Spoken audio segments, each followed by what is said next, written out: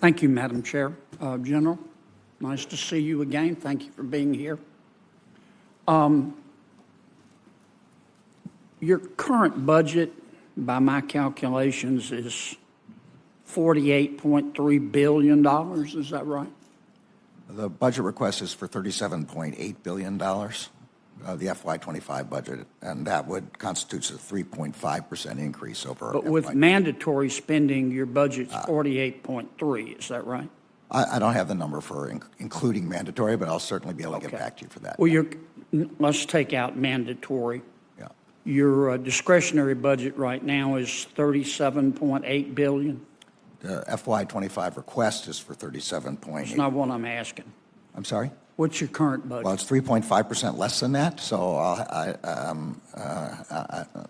can take out my calculator and do the math, but I don't have it in front of me. All right, well, let me put it another way. You're asking for an extra $467 million. Is that right? In the increased amount of money that we're asking for, that's approximately right, yes. Okay.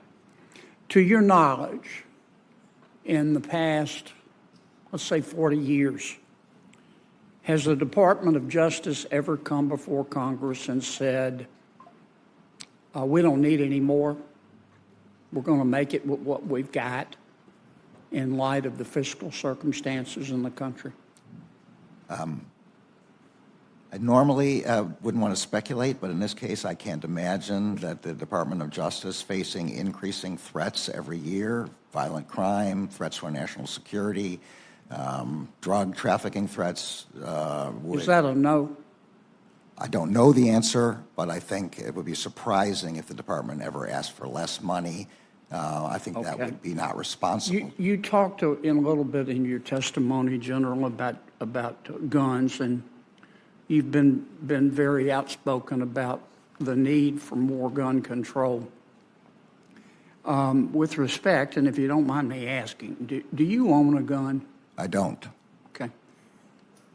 Have you ever fired a gun? Many times. Okay. Do you have 24-hour security? I do. Okay. Let me ask you about fentanyl, because that's a huge problem, and I know you're worried about it, as are we. And we've, of course, got a problem with the precursor chemicals coming into Mexico to the Mexican cartels who manufacture the fentanyl and send it into the United States. Isn't a big part of the problem that if you took the Mexican drug cartels and turned them upside down and shook them, that President Lopez Obrador would fall out of their pockets?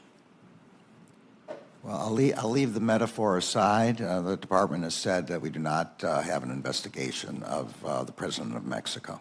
Do you think President of Mexico is our friend?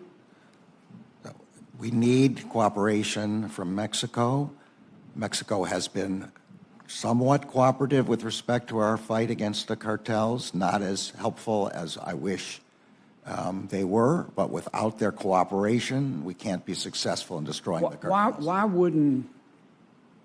Why wouldn't the president go to President Lopez Obrador and say, no offense, but the fentanyl problem is killing Americans, the illegal immigration problem is hurting Americans. If you don't cooperate with us, and he clearly hasn't been, and he's not afraid of us, we're going to implement tariffs on Mexico until you do. I think there are many ways to encourage cooperation from another country. But that would do it, wouldn't it? I don't know whether that would do it or whether... You don't think that would get his attention? I am not a diplomat. I'm not a foreign affairs strategist. I know we need their support and cooperation. Yeah. I don't know whether that would be positive or negative. So we just ask politely. Well, we do more than that, but considerably more than that. I don't know the answer to your high-level... Let me ask you one last question in my 14 seconds. I've been dying to ask you this question. How long have you been dying to ask me this question? Long time. Long time. Mr. Hunter Biden did not pay taxes on $1 million in 2014 and 2015. And he deducted payments from his income tax for personal expenses when he did file. For hookers, for a Lamborghini, for strip clubs, for sex clubs, for porn website memberships. Why did the Department of Justice let the statute of limitations run? As you well know, Senator. So you can't prosecute?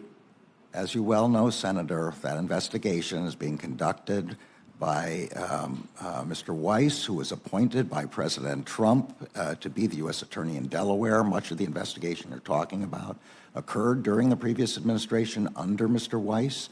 Mr. Weiss has continued his investigations. It's now a special counsel. He will issue a report which So are will you saying explain it's those Trump's fault? which will explain.